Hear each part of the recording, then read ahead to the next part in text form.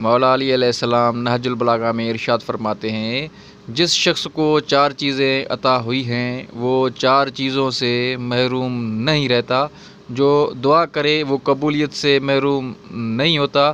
جسے توبہ کی توفیق ہو وہ قبولیت سے نا امید نہیں ہوتا، جسے استغفار نصیب ہو وہ مغفرت سے محروم نہیں ہوتا، اور جو شکر کرے وہ اضافہ سے محروم نہیں ہوتا۔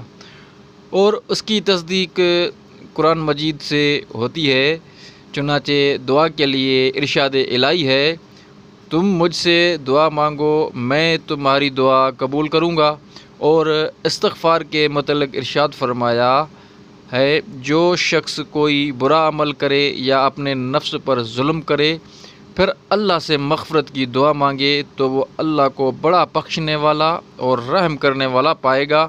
اور شکر کے بارے میں فرمایا ہے، اگر تم شکر کرو گے تو میں تم پر نعمت میں اضافہ کروں گا۔ اور توبہ کے لیے فرمایا ہے، اللہ انہی لوگوں کی توبہ قبول کرتا ہے جو جہالت کی بنا پر کوئی بری حرکت کر بیٹھیں پھر جلدی سے توبہ کر لیں تو خدا ایسے لوگوں کی توبہ قبول کرتا ہے، اور خدا جاننے والا اور حکمت والا ہے۔ نہج البلاغہ الحکمت 100